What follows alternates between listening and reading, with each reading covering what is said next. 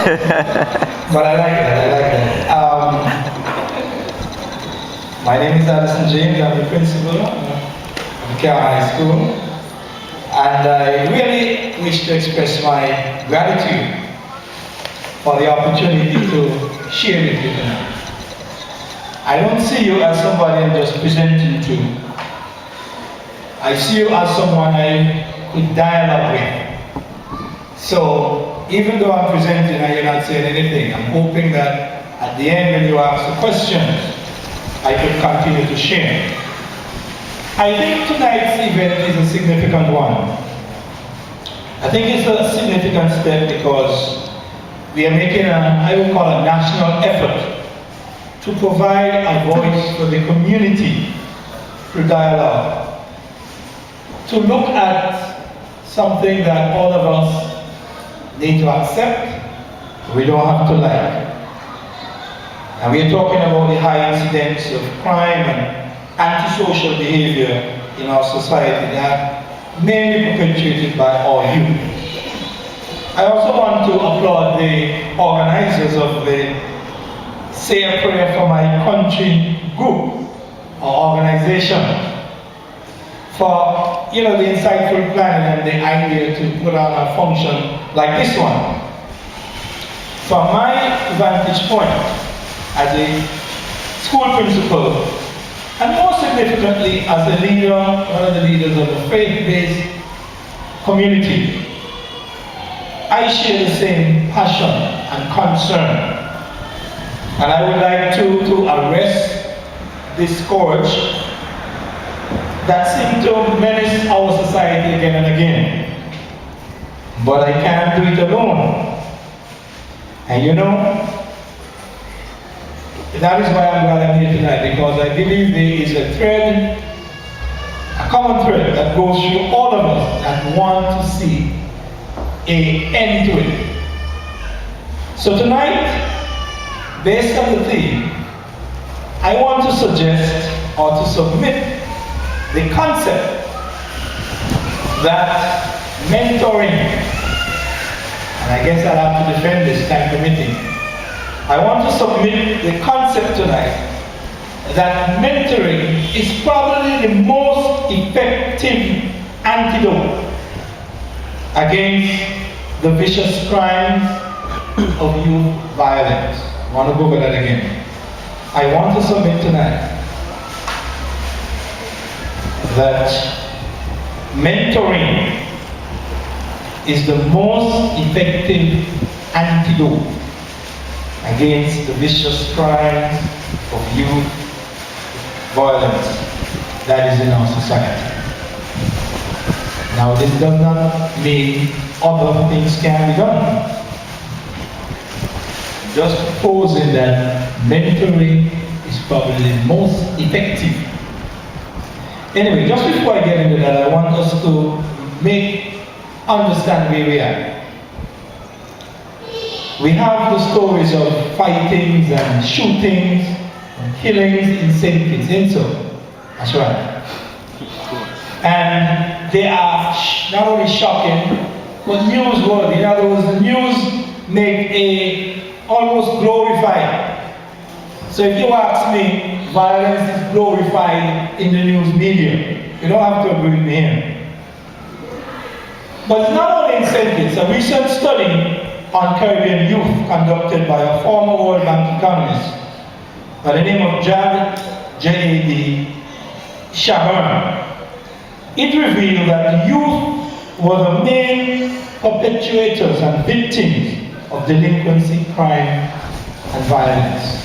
Youth were the main perpetrators and also the victims of delinquency, crime, and violence. I don't have the stats in St. Kitts, but worldwide, in the year 2012, that is quite recent, 5,000 young people under the age of 18 were victims of homicide. Juveniles made up 14% of the violent crime. Juvenile is a person who's under 18 years of age. I think that's the law, right? 18 years of age.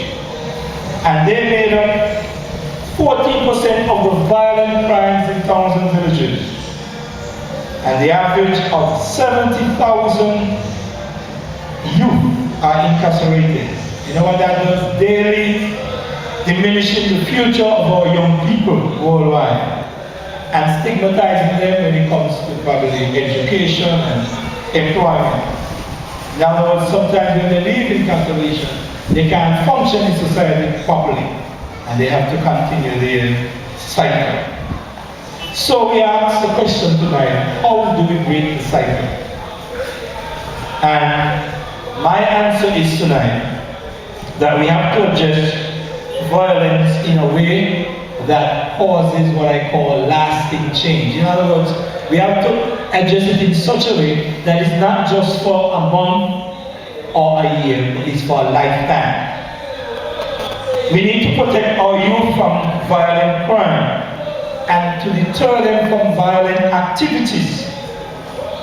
We need to move away from certain policies that we have. Policies that focus only on punishment and incarceration. And instead, I think we have to use what I call proven methods that can prevent our offenders from continuing their scourge, but choosing something better. So the question, how do we break the cycle? My proposal tonight is that we break it using the mentorship program.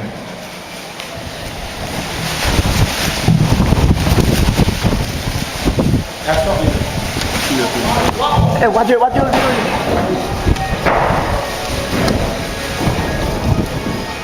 So tonight I just want to tell you a little about the mentorship program, just to whet your appetite. Because I think this is one program. Working in conjunction with others could be very effective if it is done properly. We need to understand what mentorship is. What is mentorship? Like I said, I humbly and respectfully submit tonight that the mentoring model adequately addresses and satisfies the dysfunction which results in our youth being victims of delinquency, being victims of crime, being victims of violence. I observe as a principal that our youth face exceptional challenges. And these challenges are faced in traditional avenues. One, in the family. Two, in the community. And three, in the workplace. These are problems of what I call socialization.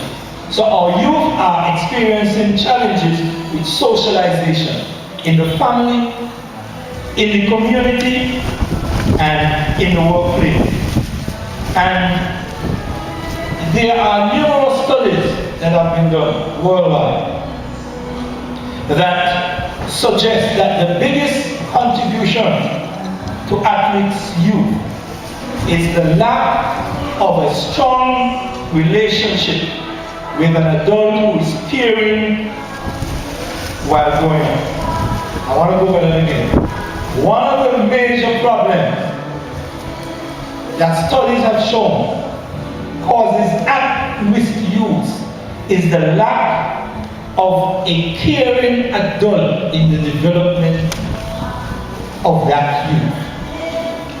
And that is why I propose that mentorship will do a good job, because it is a lack of mentorship, whether it be in the family structure, whether it be in the community, or whether it be in the workplace, that sometimes is not effective enough to allow our youth to develop properly.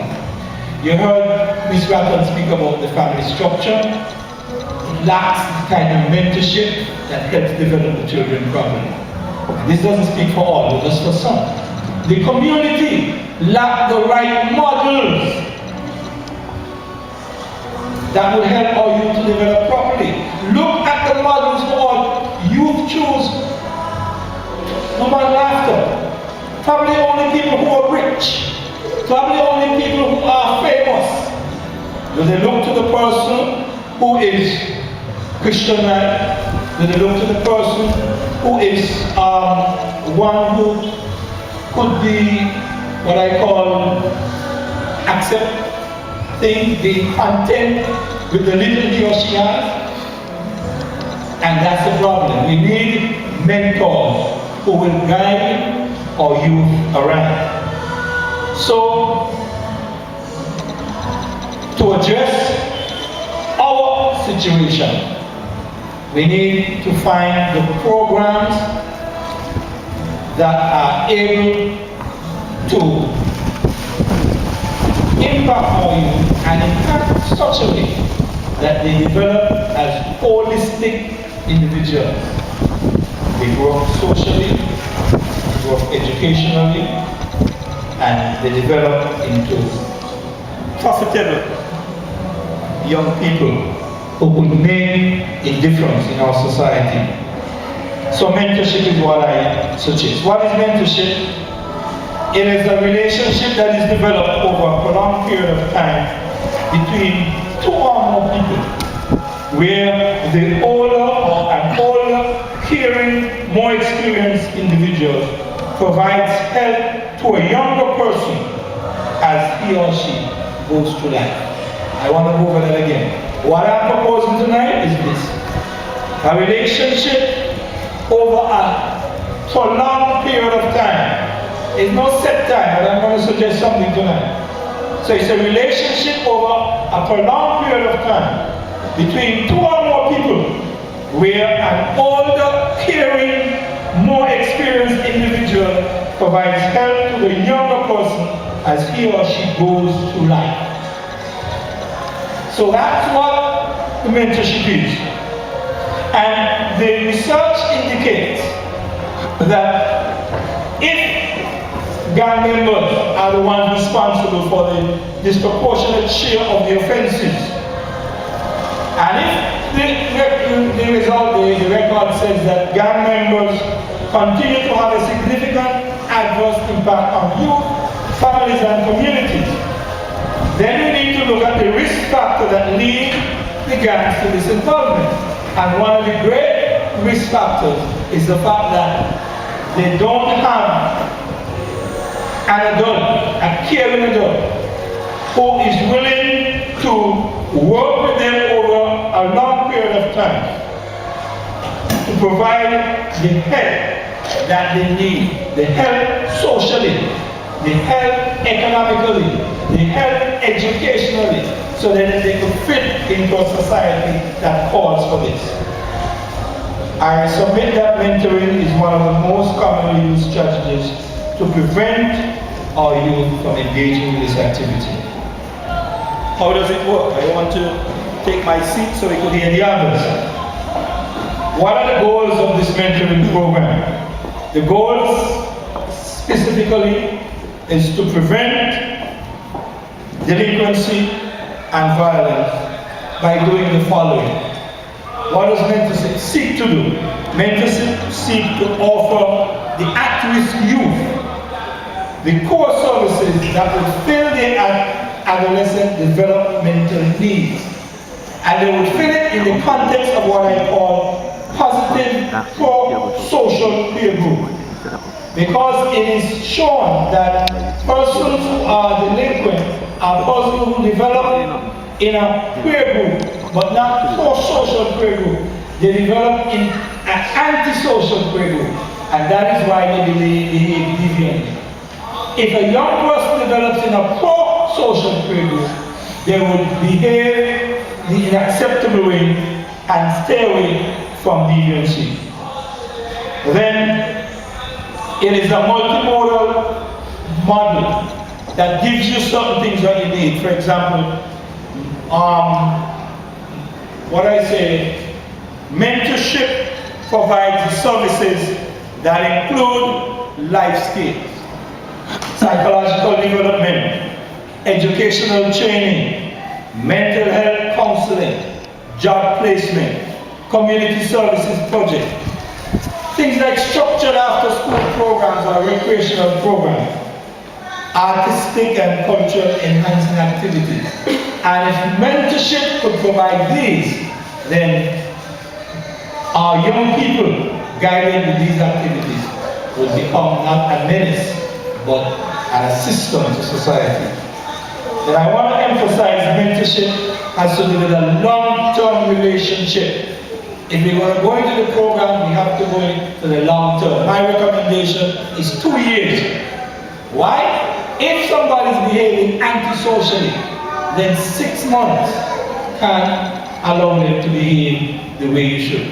I'm saying we need to put the time in it, and a minimum of 2 years as you grow and develop with this mentor. So the mentor fits in, gets to know this individual, get to know their family, get to know their relationship, get to know them educationally, get to know them socially, find out how he plays, how he sleeps, how he socializes. And you can't do that in 6 months. You need time. And then we're talking about significant training for mentors. If we're going to provide mentors, then we need people who would do proper mentorship. Not somebody who just feel like he could be a mentor. So we're talking about persons who would qualify as mentors and be trained as mentors, so they should know what to do, how to mentor. You know, not take advantage of our young people, but help them in the development. Coming to an end now. We need a mentorship program that would be properly followed and data collected so you could track the positive development of the youth. In other words, we need to be able to recognize it is working, not just the fact it is working, but how it is working, and if we are achieving the goals that we're going for. Data collection is important. And then we need specific structured activities for the mentors and the mentees to participate in. And if we structure that, choose specific activities that would the mentors and the mentees could take part in. In other words, there are certain activities that I'm suggesting are not good for the development of our youth. And we have to identify them and stay away from them. There are certain activities that our youth shouldn't be involved in. There are certain pictures our youth shouldn't see. There are certain types of music that they should not listen to. And I'm saying, as a mentor, we'll have to specify those things and stay away from them. I've said a lot for tonight. I want to stay in. But before I sit, I want to suggest that I would recommend mentorship as an avenue to heal the problems that we're experiencing in our community. Thank you.